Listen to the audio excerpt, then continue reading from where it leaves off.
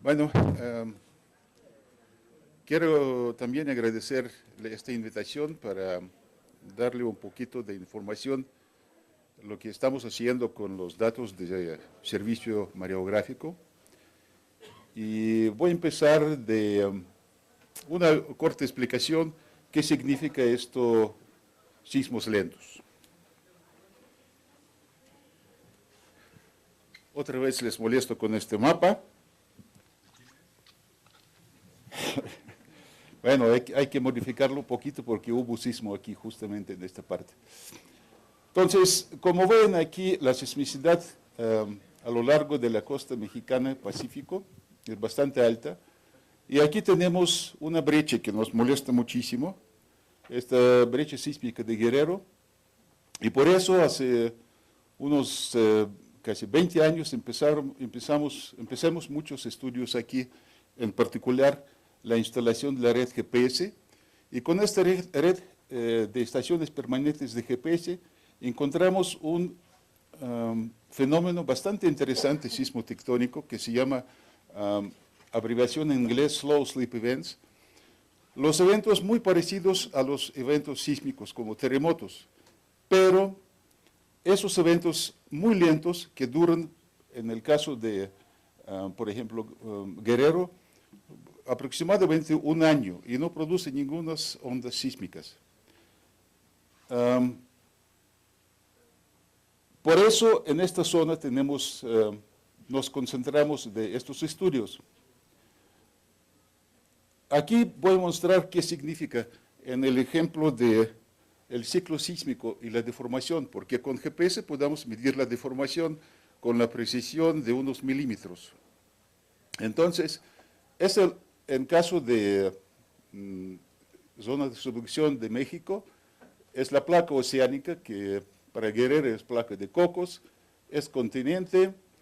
Aquí existe una zona acoplada que finalmente con el movimiento primero con el movimiento de esta placa está acumulando la deformación, y si tenemos una estación aquí, esta estación durante el periodo intersísmico, entre un sismo grande y otro, sube. Si tenemos nivel del mar, entonces vamos a observar que el nivel del mar está bajando relativamente al punto de referencia donde está la estación mareográfica. Cuando ocurre un terremoto, ocurre un rebote elástico y la situación es reversa. El nivel del mar sube porque relativamente esta parte donde está la estación mareográfica o el GPS baja. Entonces es un sismo. Los sismos lentos hacen casi lo mismo, pero de forma muy, muy lenta. ¿Cómo observar, por ejemplo, deformación vertical que mide actualmente el mareógrafo? Es una foto tomada antes del terremoto de 85 en Caleta de Campos. El mismo lugar, justamente después del terremoto, ven que se levantó la costa unos 80 centímetros. Entonces, si hubiera aquí una estación mareográfica o GPS, eso podría registrar el levantamiento de la costa. Entonces, estos, por ejemplo, 80 centímetros estaban acumulados durante muchos años del periodo intersísmico y liberados instantáneamente durante el sismo de 85, en este caso. Los sismos lentos están liberando la deformación mucho menos, como 10 veces menos, pero en la forma muy lenta. Entonces, las mediciones de los sismos lentos o slow slip events empezamos hace más de 15 años con instalaciones de diferentes estaciones de GPS permanentes. Es Acapulco, por ejemplo, esta ciudad universitaria, esto unos 40 kilómetros al noroeste de Acapulco. Aquí un ejemplo de registro. Ese componente norte, componente este-oeste y componente vertical en la estación Cayaco, que está a 60 kilómetros de Acapulco al noroeste. Como ven que cuando instalamos aquí 87, primera estación permanente, y de repente empezamos a observar algo raro que no hemos podido creer que es algo real, o está producido por algunos cambios climáticos, pero no creemos mucho que es el evento asísmico lento. Aparecieron artículos de canadienses que publicaron algo parecido, pero de escala mucho menos, en Cascadia, y nos dimos la cuenta que sí, esto es un rebote, pero lento. La duración, ven aquí, es casi un año. Luego empezó otro, entonces hasta el momento registramos cuatro eventos asísmicos lentos. Deformación vertical alrededor de 5 o 6 centímetros, es bastante mucho, es mucho. Ahora, esos slow slip event es momento de rebote. Entonces, rebote está completamente al contrario de vectores de convergencia, está al sur, principalmente, porque este es componente sur, este oeste, este vertical. Las velocidades de deformación son muy grandes, en realidad son 6 centímetros por año, liberación de deformación, acumulación de esta deformación es 1.6 centímetros por año. Y lo que más importante para nosotros es ver la tendencia a lo largo plazo, porque lo que no está liberado durante estos eventos asísmicos lentos, esto será acumulado por el próximo terremoto. Entonces, hemos tenido que tener 15 años de observación, por ejemplo, para encontrar esta tendencia. Ok, aquí es una muestra que significa este rebote elástico producido por sismos lentos. Estos vectores muestran las estaciones de GPS y deformación horizontal. Ven que todo el Guerrero ha sufrido en 2002 un rebote elástico, incluyendo 1 centímetro de deformación en el volcán de Popo. Entonces, el área muy grande, magnitud de este evento equivalente a un sismo, 7.5, duración casi un año y el área tremenda. Aquí es lo que sabemos hasta ahora, después de 15 años de estudios de estos sismos lentos. Aquí, zona acoplada, donde ocurre rebote sísmico. Esta zona acoplada y que produce terremoto. Más abajo, la zona menos acoplada, que produce estos rebotes de menos magnitud cada 4 años aproximadamente. Y más profundo es la placa subducida Cocos, es continente, y aquí más abajo encontramos que ocurren también unos eventos más frecuentes, pero menos magnitud que estos. Entonces, toda la secuencia de acoplamiento entre placa continental y placa oceánica nos explica la deformación que estamos observando en superficie. Ahora, es la definición de slow slip event o sismos lentos. Perdón porque los slides están mezclados entre español e inglés. No tenía tiempo para poner en orden todo esto. Entonces, observaciones permanentes con GPS empezaron, como dijo, en 97. Y observamos 4 sismos lentos. ¿Por qué es importante tener información sobre estos sismos lentos? Se ocurre que estos sismos lentos sacan parte de deformación elástica, por ejemplo, en la brecha de Guerrero.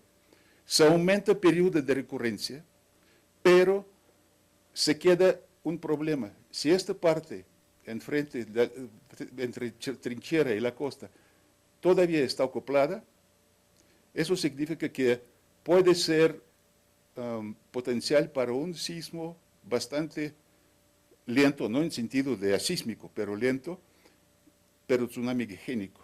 Eso es un gran problema para predicción, por ejemplo, o estimación de tiempo de ocurrencia de este sismo. Entonces, asísmos, slow slip events son muy importantes para la estimación de recurrencia de los sismos, qué tipo de sismos van a ocurrir, y aparte es completamente cambia nuestra idea sobre ciclo sísmico. ¿Qué pasó antes de 98, cuando empezamos a observar los sismos. La única información que nos da chance a ver qué está pasando, la única información es esta, mareógrafos. Como yo dije, ya que mediciones de ese tipo son relativos entre puntos de referencia y el flotador, en el caso de datos antiguos, entonces, por lo menos desde 53 tenemos datos, por ejemplo, para Acapulco, para otros sitios. Toda técnica que tenemos para medir deformaciones moderna no tiene mucho espacio en el tiempo para poder estudiar estos movimientos asísmicos lentos. Entonces, variación de nivel del mar depende de muchos factores. Y uno de los factores, factor sismotectónico, porque estamos referenciando a un datum o punto de mediciones de referencia a nivel del mar. Entonces, para nosotros, personalmente para nosotros, esta señal es importante. Todo esto es ruido. Mientras la señal de nivel del mar, registro de nivel del mar, es muy rico porque contiene muchas cosas importantes que pueden investigar y aplicar para muchas cosas ya en las presentaciones anteriores les explicaron. Nosotros concentramos en esto. Hay deformaciones y cambios de nivel del mar armónicos donde las frecuencias o periodos bien determinados por interacción entre Luna, el Sol y otros planetas. Y tiene sus periodos fijos, es muy fácil modelarlos y quitar de la señal mareográfica. Hay periodos más largos, entre medio mes y un mes, que podamos filtrar solamente tomando los datos promedio mensual. Entonces, lo que estamos haciendo nos interesa señal durante un año y no nos interesa señales, variaciones de periodo más corto. Entonces, por eso estamos trabajando con datos mensuales, promedios. Desafortunadamente, hay muy pocas estaciones, había pocas estaciones aquellos tiempos en la costa Pacífico. Pero lo que es interesante es que, por ejemplo, esta parte tectónicamente es diferente de esta parte. Entonces, vemos los registros, cuando empezó el servicio mareográfico, registros, Salina Cruz, Mazatlán, y más completo es de Acapulco. Luego aquí tenemos las brechas en los datos, en algunos casos anteriores. Peor registro es Puerto Ángel. Y solamente viendo estos datos mensuales podemos ver que Acapulco está ocurriendo algo anómalo con respecto a estos registros. Principalmente en esta parte, 1962. Es la estación de Acapulco. Es la primera estación que equipamos con equipo de GPS. ¿Por qué es importante tener GPS? Porque se está moviendo la corteza, la referencia, entonces efectivamente estamos observando cambio de nivel del mar. Entonces, si queremos, por ejemplo, investigar variación de promedio de nivel del mar, tenemos que quitar la señal de sismotectónica. Aquí hacemos un truco. Hacemos diferencia entre registros, por ejemplo, de Manzanillo y Acapulco y otras estaciones, y tomamos Manzanillo como estación de referencia. Y vemos que es un truco normal para procesamiento de los datos mareográficos, porque en muchos casos Manzanillo y Acapulco son muy parecidos porque mareógrafos están dentro de la bahía y reacciona bastante similar, la forma es similar a la marea. Otras estaciones menos, por ejemplo, Salina Cruz y Puerto Ángel, están también en las bahías muy chiquitas, entonces reaccionan diferente. Y vean qué está pasando, que está disminuyendo muchísimo el ruido de la marea y otros efectos, y vemos algunas discordancias, por ejemplo, En algunos casos, Manzanillo, por ejemplo, Salina Cruz, es más consistente, y aquí unos saltos que es bastante difícil explicar si vemos nada más esto. Pero 62 es doble terremoto debajo de Acapulco, magnitud 7. Entonces, la ventaja de esto que sabemos perfectamente de datos sísmicos, sismológicos, que la fecha y la hora del evento sísmico. Y podemos identificar que este salto es justamente levantamiento de la costa por la causa de desplazamiento cosísmico. Pero, por ejemplo, en este caso, 72, no observamos ningún terremoto cercano. Entonces, esta parte es muy sospechosa, sentido, ¿qué está pasando allá? Primero pensamos que este salto podemos explicar porque justamente en julio 72 el mareógrafo de Acapulco movieron de un lado de bahía a otro lado de bahía. Pero los ingenieros bastante inteligentes para no cometer esos errores. Aparte, podemos ver, por ejemplo, la misma curva que vemos anterior, es suavizado, filtrado la señal entre Manzanillo y Acapulco, esto la deriva, y podemos ver exactamente todo brinque aquí corresponde a esos máximos. Entonces, este máximo, sabemos de registros cosísmicos de mareógrafo, alcanzó 22 centímetros. Esto podría ser casi la mitad. Entonces, es un evento tectónico bastante importante. La pregunta es si es instantáneo o no. Por ejemplo, sismo es instantáneo, doble sismo, un salto y otro salto. Pero si vemos registros diarios que corresponden a esos cambios, no son instantáneos. Entonces, no es terremoto, no es reemplazamiento de equipo, es un evento asísmico lento. Entonces, queremos limpiar el registro, todo lo que sabemos, queremos limpiar y solamente tener un resto, una reducción de todos los efectos que sabemos, presión, temperatura, descarga del río, algunas armónicas bien conocidos son estos periodos. Entonces, de esta manera podemos hacer ajustes y encontrar unos coeficientes que corresponden a esas frecuencias. Por ejemplo, frecuencia de anual, medio anual, solar, frecuencias de lunares, etc. Entonces, por ejemplo, ajuste que podemos hacer con los datos en Acapulco, solamente aquí quitamos el efecto del sismo. Y podemos ajustar esto, y señal modelada, quitamos de la señal original, tenemos resto, para todas las estaciones.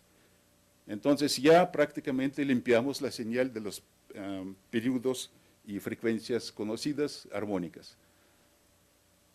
Podemos hacer ajuste en este momento, y vean el ajuste después de quitar el sismo de 1962, ajuste lineal a los datos mareográficos, y son coeficientes de este ajuste, milímetros por año. No está tan mal, miren. Los periodos, registros cortos nos da el error bastante grande, pero los demás están dentro de límites de cambio promedio de nivel del mar. Entonces, aquí no hacemos ninguna corrección tectónica, excepto quitamos este evento. Y vemos que, por ejemplo, Acapulco, en lugar de Federico nos mostró menos 2.5, está 2.1. Vamos a ver qué está pasando con este coeficiente. No es correcto, porque existe señal tectónica aquí todavía. Entonces, seguimos con el registro. Si vemos el registro anterior, vemos que todavía se quedaron algunos máximos, algunos picos, pero comunes para todos esto. Esos máximos es el cambio de la temperatura por efecto del Niño. Entonces, ¿cómo modelar el Niño y quitar este ruido del Niño del registro? Podemos hacer solamente, agarramos cambio de la temperatura producida por el Niño. Desafortunadamente, en frente de la costa mexicana no hay muchos datos de la temperatura. Agarramos solamente índices de Niño medidos en el ecuador. Pero el flujo de aguas del Niño llegan hasta la costa mexicana. Entonces podemos hacer una regresión y tomar ese cociente y usando el mismo señal para modelar la señal del Niño. Aparte tenemos como byproduct, ¿ya se acabó el tiempo? ¿No? Oye. Entonces es interesante este cociente. Es cambio de nivel del mar por 1 grado de la temperatura en el ecuador. Entonces son de 5 a 6 centímetros por 1 grado de la temperatura. Es como byproduct para procesamiento. Entonces quitamos el Niño, tenemos la señal más limpia. Ahora, se queda una variación bastante larga entre 9 y 14 años por actividad solar. Podemos hacer ajuste y limpiar más la señal. Es interesante que el periodo de efecto solar es como entre 11 y 14 años, como predice la teoría. Y finalmente tenemos resto final de todas las señales. Ahora podemos hacer, por ejemplo, ya tenemos todos los filtros y podemos filtrar la señal de Acapulco original y vemos exactamente estos brinques. 62, un sismo y un evento lento asísmico, 72. Podemos suavizar un poquito más la señal y finalmente tomamos otra vez la diferencia entre Manzanillo y otras estaciones y vemos que podemos estimar estos saltos que corresponden a unos eventos lentos que no hemos podido predecir con GPS porque no tenemos los datos. Entonces, muy interesante que Acapulco tiene entre 7 y 10 centímetros, Port Ángel tiene como 7 centímetros y Salina Cruz como 6. Entonces, un evento grandotísimo que agarró Guerrero, Oaxaca y llegó hasta Salina Cruz. Si vemos este salto aquí, ya que tenemos diferentes aquí estimaciones, pero ya que esta curva es relativa, puede ser Manzanillo, puede ser Acapulco. Acapulco no muestra nada en este momento, pero Manzanillo parece que tiene un salto de 4 centímetros que corresponde también a un evento lento. Es el primer evento lento que vemos que ocurre en Jalisco y Colima allá. Si consideramos la misma situación entre estación de referencia Manzanillo y otras, no se ve nada. Entonces, es la evidencia que el evento lento tenía esta cobertura bastante grande y magnitud equivalente a un sismo puede alcanzar hasta 8. Entonces, eventos muy grandes. Ahora, casi te estoy terminando, por favor. Esas dos estaciones de Acapulco, es Club de Yates, donde está Mareógrafo. Esta estación está en Las Brisas, de otro lado de la bahía, 5 kilómetros la diferencia. Vemos que es periodo un poquito, observación más corto, pero el efecto de subsidencia de la estación es casi igual, 7.8, 7.9 milímetros por año. Este efecto tectónico que tiene que registrar Mareógrafo. Entonces, hay un problema para bisnietos, por ejemplo. Tenemos un valor, tenemos otro valor, y solamente dependiendo de cómo medimos la tendencia lineal de Mareógrafo, podemos encontrar cambio de nivel del mar promedio. Como le comenté, que cuando quitamos, por ejemplo, el sismo, efecto del sismo 62, tenemos diferentes estimaciones, entre 2 y 1, 12,2, hasta 4, 5 milímetros por año, depende qué parte de registro nos ajustamos, ¿no? Pero tenemos que quitar este efecto relativo de cambio de referencia. Entonces, todas estas estimaciones que hemos hecho son malos, porque vamos a obtener subsidencia de nivel del mar, no levantamiento del nivel del mar. Y solamente con ajuste, cuando quitamos el efecto de 62, el efecto de 72 de evento lento, tenemos un ajuste 9.6 milímetros por año. Y la diferencia nos da este valor. Este valor es correcto. Entonces, cambio de nivel del mar a lo largo plazo en Acapulco, 1.6, 1.7 milímetros por año. Entonces, resumen, los datos variográficos son muy importantes para estudios sismotectónicos. Observamos este evento súper grande. Ninguna parte del mundo han podido observar un evento lento asísmico de esta magnitud. Y variación del nivel del mar promedio, eustático, no es posible determinar sin datos de GPS. Entonces, desarrollo de la red GPS e instalación de estaciones sobre estaciones variográficas es súper importante. Muchas gracias.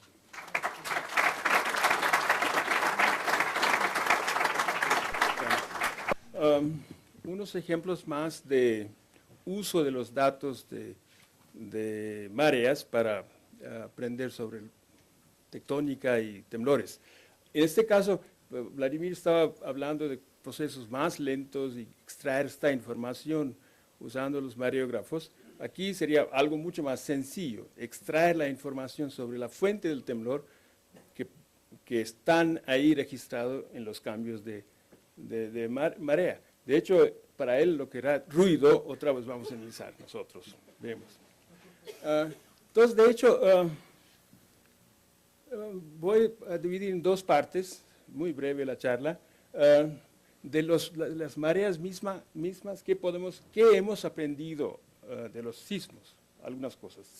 No sismos lentos, sino sismos normales que radian energía, sentimos y los edificios caen, etc. Y luego vamos a también ver, eso es la contribución de las mediciones de marea a problemas de temblores. Vamos a también considerar un poco qué es lo que nosotros hacemos como sismólogos, tal vez que podrían ser de utilidad a los que hacen estudios de tsunami, etc. Lo que voy a resumir, ¿qué podemos hacer para estimación muy rápida de fuentes de temblor, de tal manera que esta información fuera útil para estimar potencial tsunami y para alerta de tsunami? De hecho, es un gran proyecto que se está llevando a cabo con la Secretaría de Marina. Bien, empezamos con dos ejemplos de uso de mariogramas para estudios de temblores en México. Esto hemos colaborado con Modesto Ortiz, Vladimir y otros. Ejemplo 1, es temblor de Colima, Jalisco, de 1995.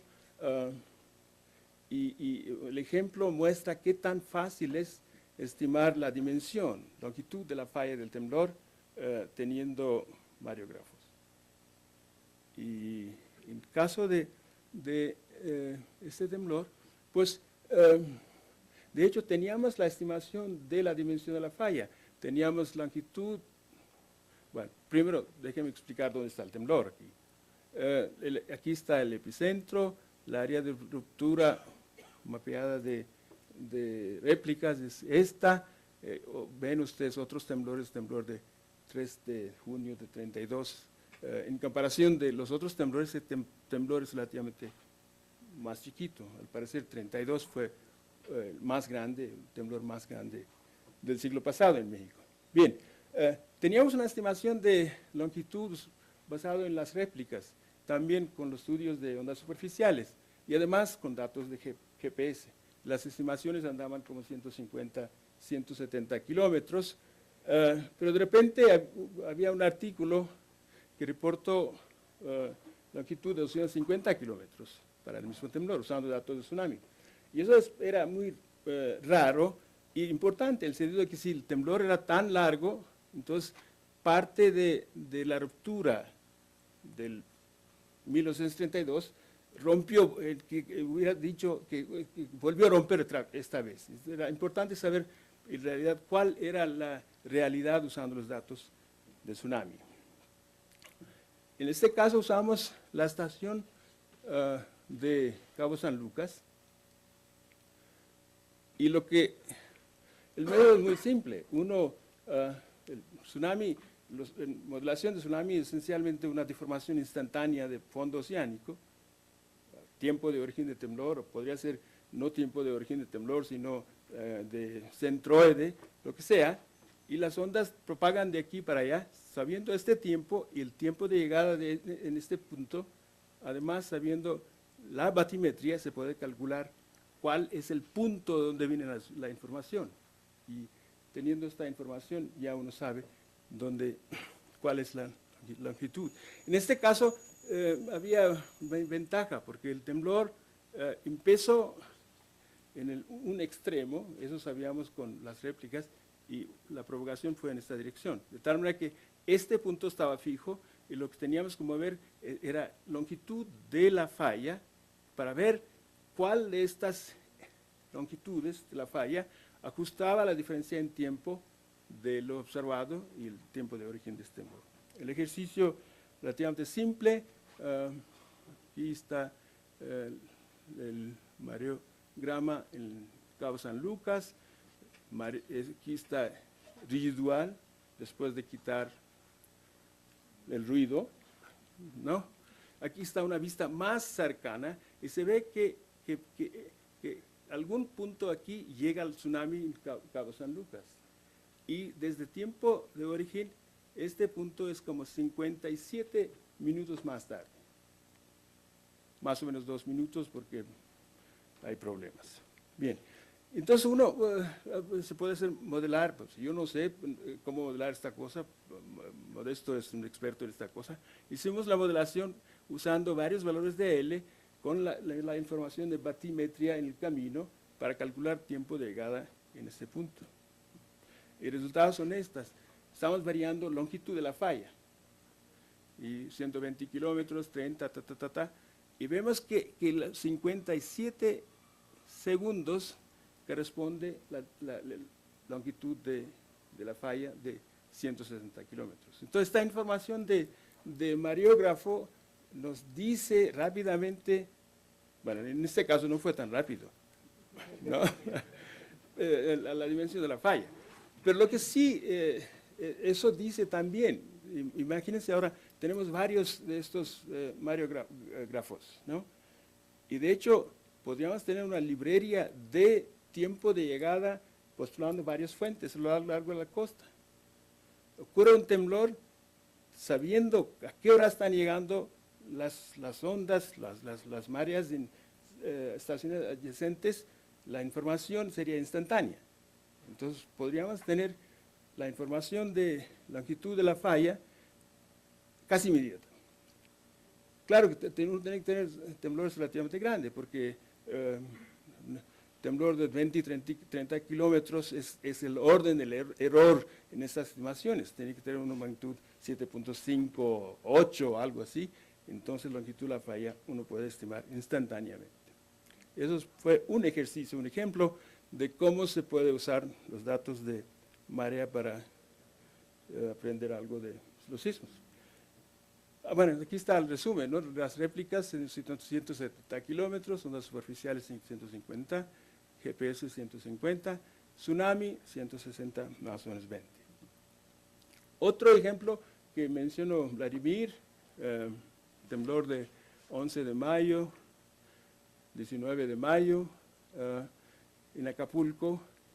Son cosas que sí son básicas para aprender qué puede pasar en el futuro en esta zona, qué tan, bueno, hay dudas para empezar, ¿no? ¿Dónde fueron los temblores estos? Ubicar estas zonas es bastante crítico para aprender el riesgo que existe en esta zona.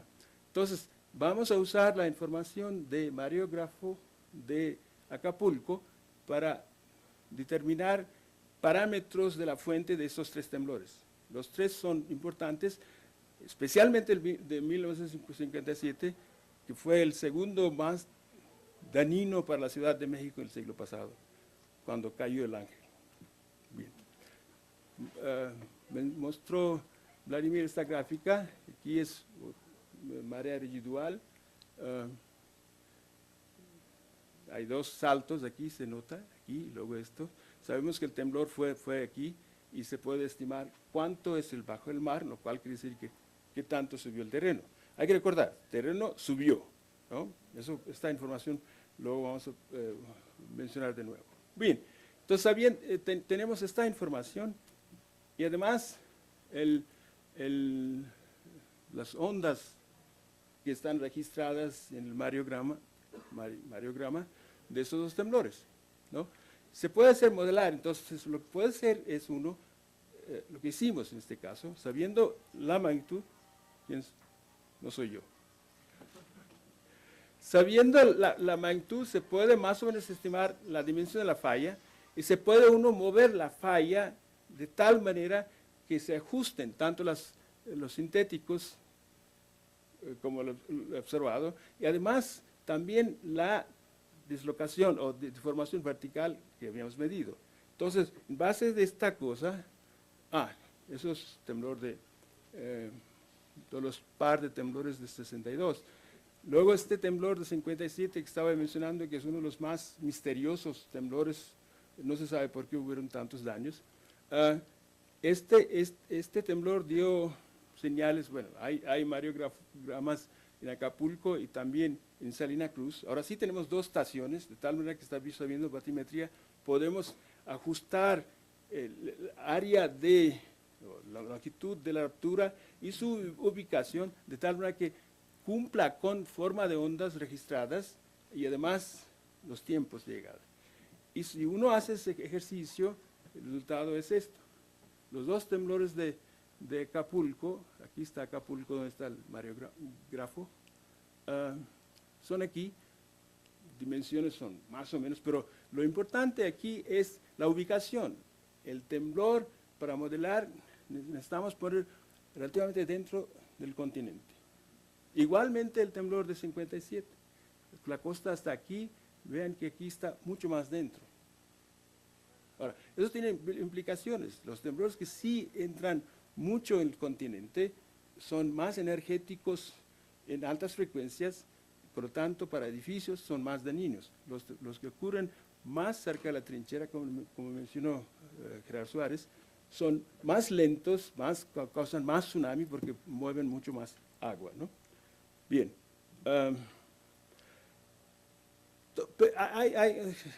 Mencionando esta cosa, yo creo que conviene mencionar una cosa que tiene sus implicaciones. Claro que los datos de mareas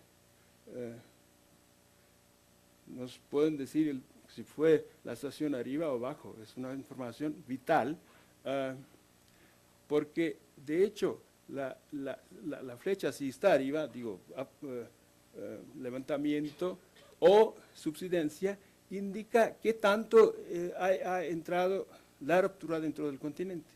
Y como estaba mencionando, es un factor crítico en lo que pasa, ¿no? Quisiéramos saber de todos los temblores hasta dónde llegaron, ¿no? Bien. Bueno, esto está basado en este modelito simple, ¿no? Se ve, aquí está una dislocación, la placa está entrando aquí, de repente ocurre un temblor, y la deformación vertical está dado por este perfil.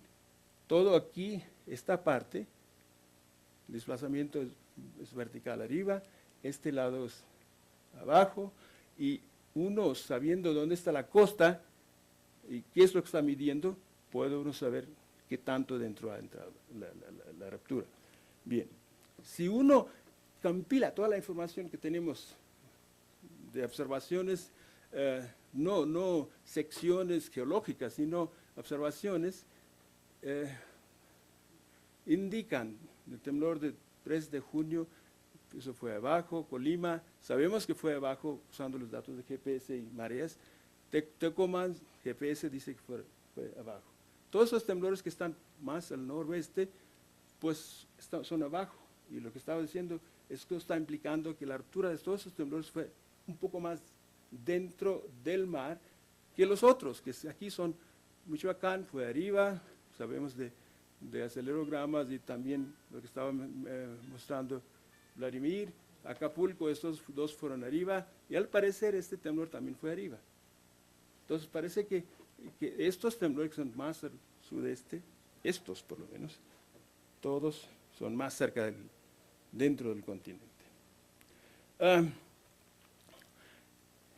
Como estaba mencionando, aquí fue abajo, vean la área de ruptura de esta cosa, es más bien mi mar, igual temblor de Tecpan, mientras acaban de ver estas cosas ustedes que están más dentro, Aquí está el último temblor, este azulito, que también está relativamente dentro del continente. Temblor de 85, pues la mitad y mitad, sin embargo, se ve de acelerogramas y también de los bichos que se murieron, que se fue para arriba, ¿no? Bien. Entonces, la información de marea es bastante importante para saber si fue arriba o abajo, como estaba mencionando, que es vital para saber qué tanto entró la altura dentro del continente. Bien, ahora vamos al revés, a ver qué los sismólogos de la mejor podemos hacer algo para los que están en el negocio de tsunami. Vamos a mencionar algunas cosas. Lo que voy a mencionar es qué podemos hacer para una alerta muy rápida del tsunami, para temblores muy, muy grandes. Sabemos que el parámetro crítico es la magnitud y su ubicación, dónde está la área de ruptura con respecto de la costa, ¿no? Estamos diciendo que si está en mar es más probable que haya tsunami. ¿Qué podemos hacer para tener esta información súper rápida en minutos? Y voy a mencionar, ¿cuánto tiempo que me queda? -3. Bueno, el problema de estimación de magnitud es complicado, especialmente para temblores súper largos, grandes. Por ejemplo, el temblor de Japón, tardaron como 20 minutos para saber que la magnitud era 9. El caso de Sumatra, tardaron meses y días y se quedó por ahí 9.1 o 9.3, no se sabe cuál, así es que se tardó mucho. Ahora, ¿qué se puede hacer para una estimación muy rápida? Supongo que es el proyecto que para alerta de tsunami se ha firmado y cosas, y es una posibilidad que deberíamos de considerar.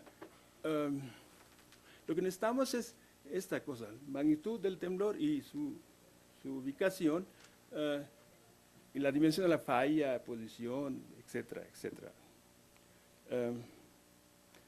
Para ahorrar tiempo, si queremos estos parámetros muy rápido, tenemos que tomar datos, usar los datos que están muy cerquita, en el seno epicentral. Pues si estamos muy lejos, las ondas tardan más y más y tardaríamos más.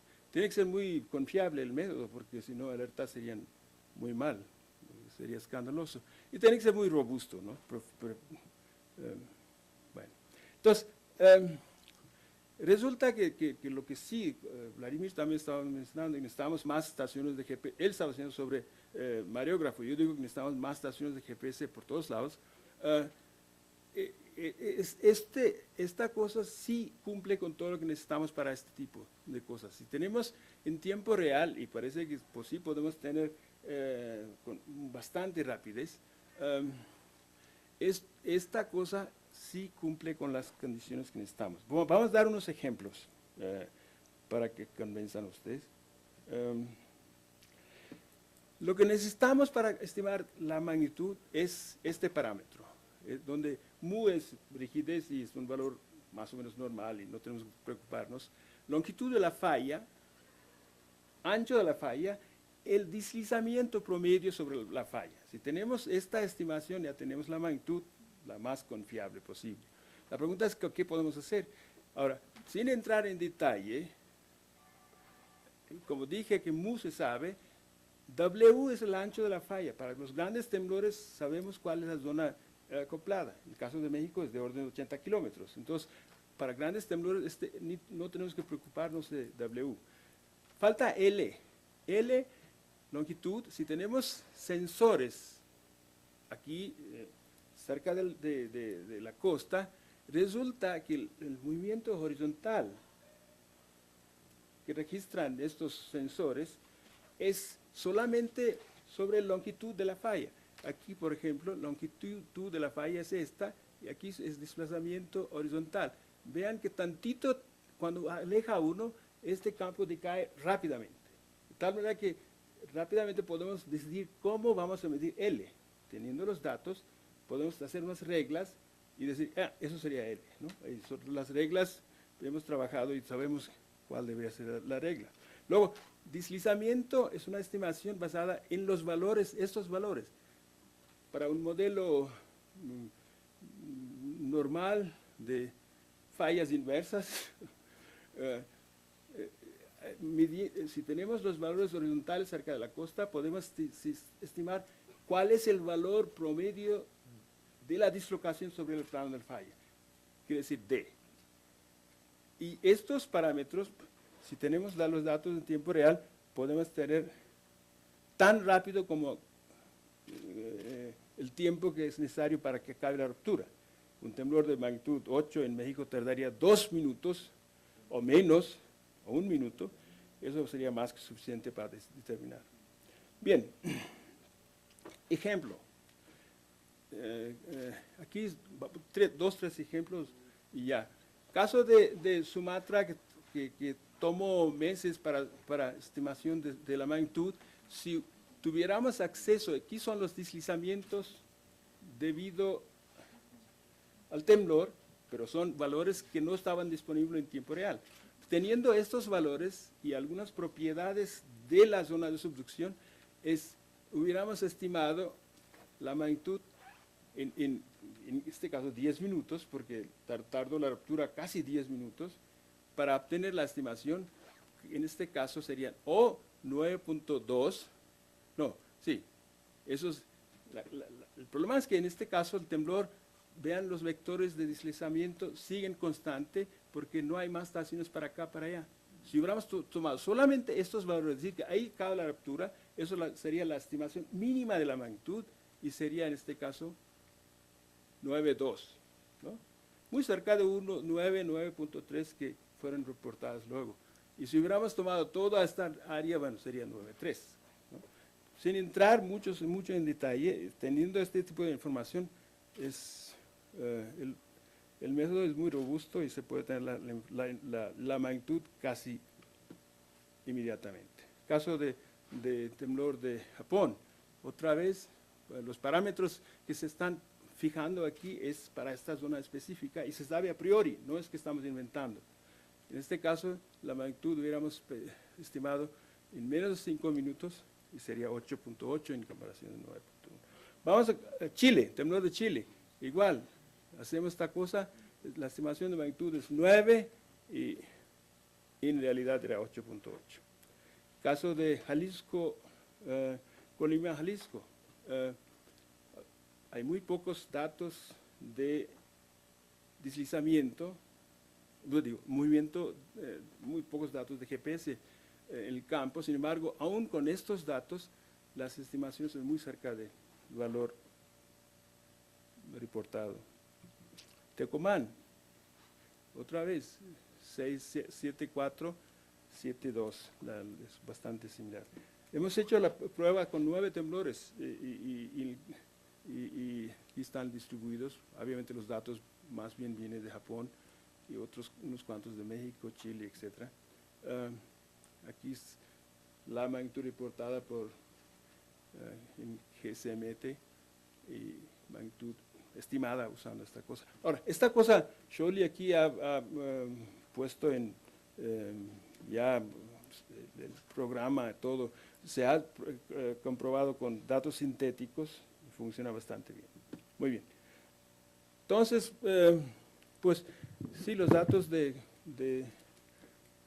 marea son bastante útiles para aprender sobre temblores, no solamente lentos, sino también los rápidos, ¿no? Y supongo que si de hecho queremos tener un sistema para alerta de tsunami confiable para los grandes temblores, tal vez es una cosa que deberíamos de considerar muy seriamente.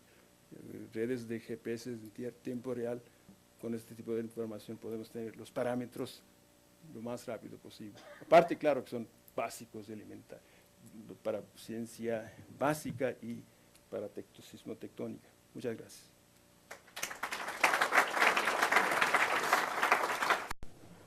Primero que nada, sí quisiera reconocer que el esfuerzo por la reconstrucción del servicio mareográfico ha sido colectivo y muy en particular han colaborado José Antonio Santiago, Felipe Hernández y Octavio Gómez, aunque también hay otras personas que nos están apoyando. Realmente la modernización del servicio mareográfico está sobre los ejes que aquí estamos mostrando. Uno es, por supuesto, la reconstrucción de cada una de las estaciones o prácticamente instalación de estaciones nuevas en la mayoría de los casos. La segunda línea ha sido la recuperación de información que está en las bodegas del servicio mareográfico histórica y que no fue digitalizada en su momento. En algún momento el servicio mareográfico tenía una gran cantidad de personal y se iba digitalizando la información, pero más o menos a finales de los 80 y principios de los 90 dejó de digitalizarse y entonces quedó mucha información en rollos. De todas maneras, hay huecos grandes de información que simplemente no se midió, pero sí hay un periodo de información que simplemente no se ha digitalizado y hay que ir recuperando. El proceso ha sido complejo. También se ha trabajado en la organización de la base de datos y la modernización del sitio de internet o el sitio web, el cual es una modernización pues permanente porque vamos agregando productos, vamos agregando opciones y se va haciendo cada vez más complejo y cada vez más rico en cuanto a información. Y la otra situación muy importante, o la otra línea, ha sido la colaboración con instituciones de México y con instituciones internacionales. En esta tabla vamos resumiendo la modernización de cada una de las estaciones. Y entonces, por ejemplo, aquí tenemos la estación de La Paz. ¿Quién nos ha apoyado en el sitio, ya sea para darnos la oportunidad de hacer la instalación, porque esos terrenos no son de la UNAM, o no están concesionados a la UNAM, o quién nos ha apoyado incluso a veces con la construcción de la caseta, o con proveernos de energía eléctrica, etcétera. El tipo de sensor que tenemos, por ejemplo, en La Paz tenemos un flotador marca Talímides, bueno, de la tipo OTT, es el sensor más sencillo que utilizamos, un sensor de flotador, y los datos se transmiten por internet y el año en que se rehabilitó la estación. Entonces, de esta manera vemos, digamos, del noroeste hacia el suroeste en el Pacífico, cómo se han ido reinstalando, el orden en el cual se ha venido rehabilitando cada estación, depende de condiciones, por ejemplo, las facilidades que tenemos localmente, o la importancia, la prioridad que nosotros le dimos a la estación. Digamos que se hace un recorrido, se visita un lugar, se elige el sitio adecuado y se inician las gestiones. Eso puede llevar 2 años antes de que la estación empiece a transmitir datos, porque hay que hacer una serie de gestiones y finalmente primero se hace a palabra, digamos, el permiso, después se formaliza la solicitud, después empiezan todos los procesos de instalación. Esto lleva bastante tiempo. Entonces tenemos aquí las estaciones del Pacífico y en esta tabla tenemos las estaciones en el Golfo de México y Mar Caribe. Como ustedes ven, algunas se empezaron a rehabilitar desde 2007, por ahí Veracruz, 2007, 2008, y otras 2010, 2011 y todavía el año pasado rehabilitamos varias. En esta figura muestro los sitios de cada una de las estaciones. Aquí están La Paz, Mazatlán, Puerto Vallarta, Lázaro Cárdenas, Zihuatanejo, Acapulco, ahí está Acapulco, Huatulco, Puerto Ángel, Salina Cruz y Puerto Chiapas, ¿no? Aquí vemos Tuxpan, que esa está casi cayéndose. Estamos esperando que se rehabilite la base, o se construya la base del buque oceanográfico Justo Sierra de la UNAM, y queremos mover el mareógrafo al nuevo sitio en que va a estar la base del Justo Sierra. La estación de Veracruz, que se rehabilitó completamente, se tiró y se reconstruyó, la caseta. Frontera, Grijalva, Ciudad del Carmen, ¿qué Campeche, Celestún, Cisal, Telchac, no, al revés, no, sí, Cisal, Telchac, ya me hice bolas. Bueno, aquí tenemos Isla Mujeres, Puerto Morelos y Cozumel, que solamente tenemos un pequeño sensor de presión. Esta es la cobertura que tiene ahorita el servicio por parte de la UNAM. El noroeste lo está cubriendo CICESE y también están las otras redes que ya se mencionaron. Y vemos las estaciones en verde, las que tenemos operando, y vemos algunos puntos de sitios que son de particular interés para nosotros. En particular nos interesa tener una estación entre Acapulco y Puerto Ángel. No hay o no hemos encontrado un muelle adecuado, no es fácil encontrar un sitio donde se pueda establecer. Coatzacoalcos está en proceso, que se inició hace años y no se ha terminado la instalación.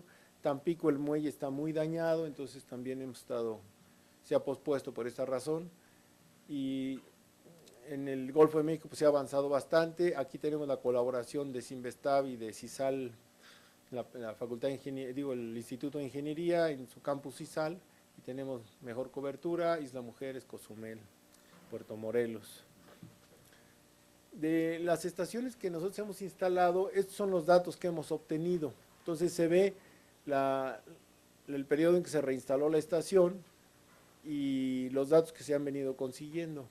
Todavía hay algunos que no necesariamente no tenemos los datos, sino que hay que pasar algún control de calibración o de control de calidad, y en otros casos sí tenemos algunos huecos. Por ejemplo, en Ciudad del Carmen, pues se hizo toda una instalación, se adecuó la caseta y después entró el siguiente gobierno municipal y modernizaron todo el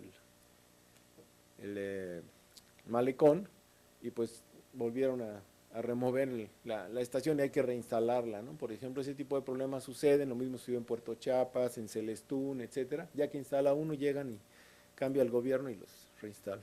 Pero bueno, ya tenemos una buena, estos son los datos que se han conseguido con la nueva serie de instrumentos. No traje aquí las bases históricas, que son la parte complementaria. En realidad la mayoría las conoce, pero estas están públicas en nuestro sitio de internet. La forma en que transmitimos la información es de la caseta mareográfica. Tenemos transmisión vía GPRS o G3. Esto es por una red tipo internet celular, es un híbrido ahí. Y llega a un receptor que tenemos aquí en el Instituto de Geofísica y ya baja a nuestro servidor de datos. También tenemos o estamos implementando en forma redundante la transmisión vía satélite GOES, que es similar, nada más que tenemos un transmisor GOES. La información sube al satélite, del satélite baja a una antena terrestre que nosotros no tenemos en este caso, que es uno de los objetivos, tener una antena receptora GOES, y de ahí pasa a nuestro servidor de datos. Sí vale la pena comentar que la idea de estas antenas es que en caso de que falle la comunicación por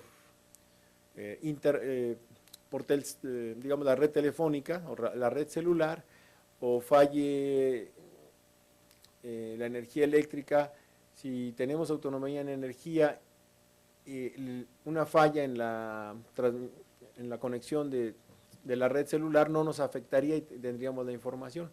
Y una falla en internet tampoco nos afectaría si tuviéramos la antena. En este caso se baja de la información que viene de los Estados Unidos, donde hay una antena receptora, aunque aquí en México el Servicio Meteorológico tiene alguna estación, y la Secretaría de Marina también. La forma en que se modernizó el procesamiento de datos, pues esencialmente tenemos un un servidor de datos donde se recibe la información, un servidor de envío de datos y de respaldo, es decir, aquí transmitimos a UNESCO, a la Secretaría de Marina, a CENAPRED, y un servidor de base de datos donde almacenamos la información.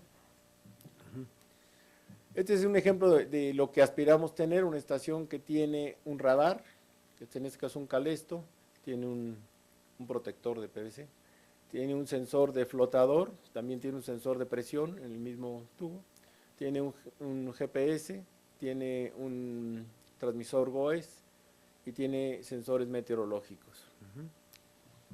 Como se mencionó, bueno, los sensores meteorológicos son importantes. Por ejemplo, el sensor de presión nos permite separar la componente debida a las variaciones de la presión atmosférica debida a otros fenómenos. Bueno, aquí estaría, como está la instrumentación, el transmisor GOES, el data logger, el GPS, la transmisión por módem celular y protectores de descargas eléctricas, ¿no? La digitalización ha sido un esfuerzo muy difícil. En una primera etapa hubo ahí un conflicto con el sindicato y eso lo retrasó más o menos 3 años. Entonces ahora lo hemos retomado, finalmente se llegó a un acuerdo y se diseñó una forma de digitalizar en las cuales nosotros se prepara el mariograma, después se fotografía por segmentos y luego se digitaliza con muy alta resolución en un software que también se desarrolló específicamente para este propósito y finalmente se obtienen las alturas horarias y otras frecuencias, pero principalmente las alturas horarias para enriquecer la base de datos con el formato tradicional. Este es el portal web del servicio mariográfico, siempre está en evolución, tiene un manejador de bases de datos, tiene métodos de despliegue gráfico de datos históricos, despliegue gráfico de datos de tiempo casi real. Entonces, información general, por ejemplo, hay reportes cuando hay tsunamis o cuando hay algún evento, se hacen reportes que quedan ahí para la consulta de la gente. Se generan los pronósticos de marea que tienen una gran demanda, las tablas de marea. Este es, por ejemplo, la información de la observación en rojo y el pronóstico de marea astronómica en azul, y se obtiene el residual cuando hay un fenómeno oceanográfico o un tsunami o, por ejemplo, un norte fuerte como el que sucedió hace como 10 días, generan una anomalía tremenda, 80 centímetros, una elevación muy grande. Y tiene también la información de dónde están los bancos de nivel, los planos de marea, etcétera, ¿no? Entonces es una información bastante completa. Este es un ejemplo de la comparación de observaciones en tiempo casi real y el pronóstico astronómico. En este caso vemos un desplazamiento casi constante, es típico de cuando tenemos una situación oceanográfica con una onda atrapada a la costa o un fenómeno del Niño. Se tiene que el nivel del medio del mar sufre una elevación de varias semanas o días, según, ¿no? Los datos se transmiten en tiempo real, como decíamos, a CENAPRED, a la Secretaría de Marina, como parte del proyecto que tenemos para apoyar el sistema de alerta de tsunamis, y se transmiten también a UNESCO IOC.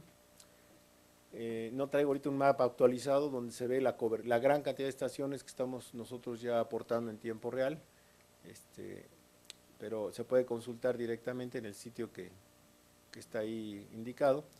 Una vez que descargamos los datos, pues son formateados, procesados para su envío y puestos en los formatos adecuados, y todo se hace en forma automática, es decir, sin ninguna intervención humana, y se ha desarrollado mucho software libre para poder lograr este tipo de procesos.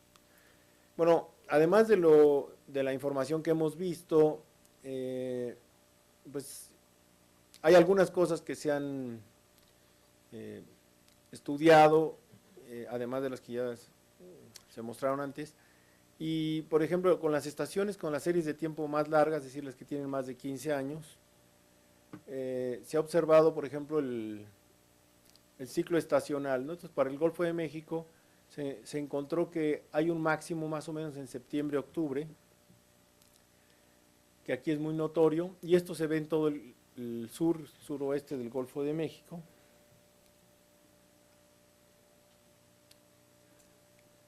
Y se hizo un estudio de a qué se debe esto, y bueno, se encontró que los vientos promedios durante el verano tienden a apilar agua en el norte del Golfo de México, mientras que en el otoño-invierno tienden a trasladar ese apilamiento hacia el sur del Golfo de México. Esto se corrobora con datos satelitales, por ejemplo, de GOES, donde vemos una anomalía en los promedios de 10 años, de más de 10 años, en el norte del Golfo de México, mientras que en el sur del Golfo de México el apilamiento se traslada hacia los meses de otoño-invierno. Traíamos una animación, no sé si funcione. Esta es una simulación que hicimos con un modelo numérico, donde vemos la temperatura a 40 metros y vamos a ver cómo más o menos en el mes de septiembre-octubre, una onda atrapada a la costa de agua caliente traslada gran cantidad, aquí la vemos, de agua hacia el sur del Golfo de México, creando esta elevación, y es un resultado que consideramos que es muy importante porque logra explicar este fenómeno. Por cierto, para nosotros es un descubrimiento, pero por ejemplo, en Veracruz le llaman el marejón, y se mete el agua de mar a todos los estuarios, y es muy importante para la ecología de la región. También en la laguna de Alvarado nos han platicado, y también lo monitoreamos en la laguna de Términos. Entonces tiene su importancia. ¿Cuál es? Okay.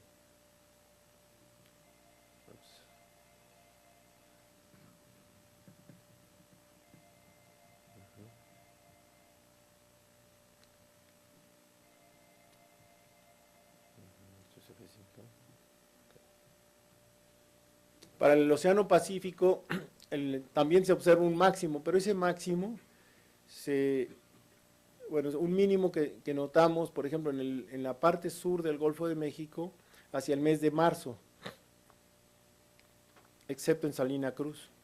Y ese máximo es debido a la penetración de los vientos del norte, vientos del noroeste, y van provocando también una corriente costera hacia el sur, hacia el sureste, y observamos este mínimo, excepto en Salina Cruz, pero Salina Cruz no tiene este mínimo debido a que es afectado por los famosos tehuanos, que generan un mínimo, pero hacia diciembre y enero, y esto es bastante consistente, es un resultado también bastante importante. Después observamos una elevación del nivel del mar, más o menos en julio, en todos estos sitios, y este se va trasladando hacia agosto-septiembre en el noroeste del Golfo de México. Y esto es consistente con el viaje de una onda atrapada a la costa que viene desde el Pacífico ecuatorial, similar a la del fenómeno del Niño en su física, pero la del fenómeno del Niño normalmente la observamos hacia febrero, y esta la observamos todos los veranos, es una cuestión estacional, y ha sido muy importante para entender la dinámica, por ejemplo, del Golfo de California y la formación de giros en el interior del Golfo de California. Decía yo que la causa es principalmente la penetración de los vientos. Estos son vientos de satélite, y lo que vemos aquí es la zona de convergencia intertropical. Hacia el mes de marzo, en enero, febrero, marzo, y hacia marzo alcanza su máxima penetración hacia el sur, y entonces estos vientos son los que causan que disminuya el nivel del mar. Mientras que en julio, pues esto se revierte y tenemos una penetración hacia el noroeste, y también tenemos el viaje de una onda atrapada a la costa. Y estas ondas están bastante bien documentadas, tanto en observaciones como en modelos numéricos, como aquí lo que tenemos es sobre el Ecuador, cómo se van trasladando hasta llegar a la costa, que es esta línea blanca, y a partir de la costa van viajando hacia el norte, es decir, del Ecuador hasta llegar a las costas mexicanas. Entonces, cuando tenemos una anomalía en el Ecuador, unos 2 o 3 meses después las vamos a observar en las costas mexicanas, y podemos entender y pronosticar estas elevaciones, que afectan mucho, por cierto, la producción de camarón, porque los intercambios con las lagunas se ven modificados con el nivel del mar. También hicimos estudios de las tendencias de elevación del nivel del mar con las series más largas. Vale la pena mencionar que si tomamos, por ejemplo, 5 o 7 años, pues podemos sacar una tendencia muy grande, o si tomamos esta, pues podemos sacar una tendencia muy corta. Entonces, realmente se necesitan series muy largas para quitar fenómenos de escala decadal, que se llaman, o interanual, de un año a otro, ¿no? Entonces, las series más largas pues tienen incertidumbres más pequeñas. Por ejemplo, para Veracruz tenemos 1.9 milímetros, y un ejemplo extremo donde tenemos las tendencias más grandes es el caso de Tampico o Ciudad Madero, donde tenemos hasta 9.2 milímetros por año, pero con una incertidumbre mayor. ¿Pueden ver aquí estos picos? Estos picos representan el ciclo anual que les mostré primero en el Golfo de México. También se ven en la estación de Veracruz. Entonces, una de las cosas que hicimos fue pensar que si teníamos una anomalía, podía ser producto de que la serie es muy corta. Entonces, lo que hicimos fue compararla contra los datos de Veracruz, algo similar a lo que hizo Vladimir. Y lo que encontramos es que de todas maneras hay una diferencia en tendencias entre Tampico y Veracruz de alrededor de 6 milímetros por año. Y si le sumamos los dos de Veracruz, pues tenemos los 8 milímetros que estábamos reportando. Entonces, aparentemente sí hay un fenómeno de cambio del nivel del mar muy grande en Tampico, lo que estaría sugiriendo que hay una subsidencia o un hundimiento de la ciudad y aumentando mucho su vulnerabilidad. Esta tabla resume las tendencias que hemos calculado para el Golfo de México, que van de alrededor de 1.2 milímetros en Veracruz y Alvarado, digo 1.9 milímetros por año en Veracruz y Alvarado, hasta los 9 milímetros en Tamaulipas. Y aquí tenemos el número de años que se utilizaron para los cálculos. Para el Océano Pacífico y el Golfo de California, pues también tenemos tendencias similares. Esta no hay que tomarlo en cuenta porque son muy pocos años, entonces tenemos demasiado ruido, de hecho la incertidumbre es enorme. Y en general tenemos tendencias positivas, excepto para Acapulco, porque en este caso no se removió el efecto de los sismos. Entonces, un resultado que también es importante. El Servicio Mareográfico ha registrado muchos tsunamis, entonces hay mucha información, alguna de ellas ya ha sido analizada y ha dado lugar a publicaciones, y otra pues está ahí. Ya hemos identificado datos de todos estos eventos, más los que han sucedido recientemente, y en qué estación fueron monitoreados cada uno de estos eventos. Por supuesto, la gran mayoría se monitorearon en Acapulco, pero algunos eventos pues sí fueron monitoreados en más sitios, ¿no? Un ejemplo es el caso del tsunami de Japón, cómo se monitoreó, y este fue particularmente interesante porque los datos se fueron recibiendo en menos de 10 minutos conforme iban llegando a cada una de las estaciones. Entonces había la expectación en este mismo auditorio, estábamos esperando que llegaran las primeras ondas del tsunami y se fueron monitoreando conforme fueron llegando.